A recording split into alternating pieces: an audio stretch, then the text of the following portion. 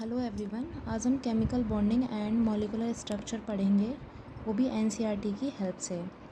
जैसे कि chemical bonding, जैसे कि नाम से ही समझ में आ रहा है, केमिकल बॉन्डिंग जो है एक तरह से एटम्स जो आपस में बाइंड होते हैं किसी फोर्स ऑफ अट्रैक्शन के थ्रू, तो उसके थ्रू जो वो बाइंडिंग होती है उसी को हम केमिकल बॉन्डिंग कहते हैं। मतलब कि जो एटम्स के बीच में या आयंस के बीच में जो अट्रैक्शन होता है उसको हम केमिकल बॉन्ड कहते हैं। जैसे कि हम इसमें डेफिनेशन देखते हैं, the attractive force which holds various constituents atoms and ions together in different chemical species is called chemical bond।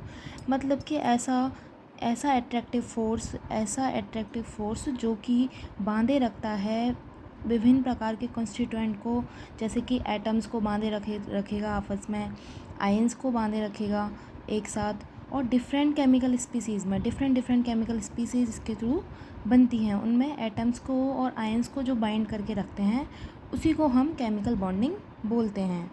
Okay. और जो केमिकल बॉन्ड जो हैं वो 3 टाइप्स के होते हैं, जिसमें कि पहला होता है कोवलेंट बॉन्ड, सहसंयोजक बंध। दूसरा होता है कोऑर्डिनेशन बॉन्ड, उपसहसंयोजक बंध।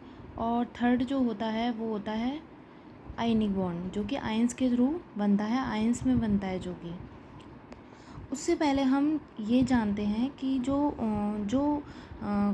जो भी एटम्स हैं या आयंस है वो बॉन्ड क्यों बनाते हैं, बॉन्ड क्यों बनाएंगे एटम्स और आयन, क्योंकि वो स्टेबल नहीं है। अपनी स्टेबल फॉर्म में आने के लिए हर कोई एटम या आयंस बॉन्ड फॉर्म करेंगे।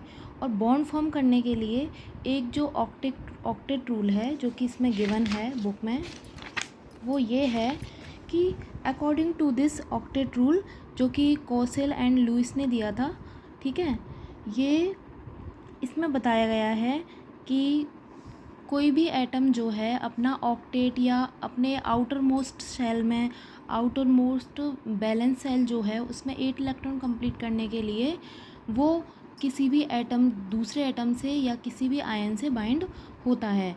या तो वो शेयर करेगा इलेक्ट्रॉन्स, या वो क्या करेगा, डोनेट करेगा, जो भी, मतलब या तो शेयरिंग से बनाएगा या फिर देगा या फिर लेगा, लूजिंग एंड डोनेटिंग, कुछ भी प्रोसेस हो सकता है। लेकिन वो ऑक्टेट रूल के थ्रू ही, जब तक उसका ऑक्टेट आउटर मोस्ट का कंप्लीट नहीं होगा बैलेंस सेल का, जब तक वो बॉन्ड बनाता रहेगा। इट मीन्स बॉन्ड इसीलिए बनते हैं क्योंकि वो अपना ऑक्टेट कंप्लीट करना चाहते हैं, अपने 8 इलेक्ट्रॉन पूरा करना चाहते हैं आउटर मोस्ट में, और वो स्टेबल फॉर्म में आना चाहते हैं।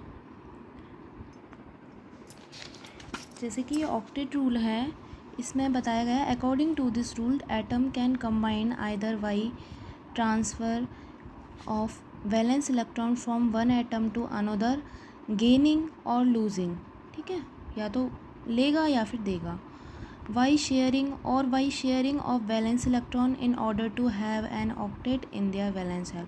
अपने वैलेंस शेल में ऑक्टेट को कंप्लीट करने के लिए या तो वो इलेक्ट्रॉन देगा या लेगा या फिर शेयर करेगा।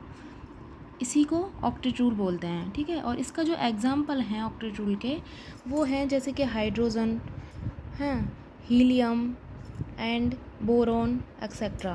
क्योंकि हाइड्रोजन जो है, हाइड्रोजन के पास 1 इलेक्ट्रॉन होता है, और ये अगर किसी दूसरे हाइड्रोजन से कंबाइन होगा तो 1 इलेक्ट्रॉन और लेगा, तो 2 इलेक्ट्रॉन होंगे। तो इसके ये एक्सेप्शंस हैं। ये नॉर्मली तो ऑक्टेट कंप्लीट होते ही हैं मॉलिक्यूल्स बनने के लिए, मतलब जो भी बॉन्ड बनते हैं, केमिकल बॉन्ड बनते हैं।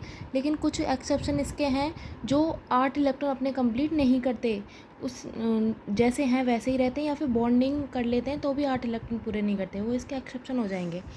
हीलियम है, अब हीलियम तो इसी स्टेट में स्टेबल होता है जिसमें 2 इलेक्ट्रॉन होते हैं, 1s2। बोरोन में 3 इलेक्ट्रॉन होते हैं, ये भी 3 इलेक्ट्रॉन लेके, मतलब ओवरऑल 6 इलेक्ट्रॉन इसमें हो जाते हैं, तो ये बाइंड कर लेता है, मतलब 6 इलेक्ट्रॉन के साथ ये मॉलिक्यूल बना लेता है, ठीक है। तो ये क्या है, इनमें 8 इलेक्ट्रॉन पूरे नहीं हो रहे, तो ये एक्सेप्शन हो गए।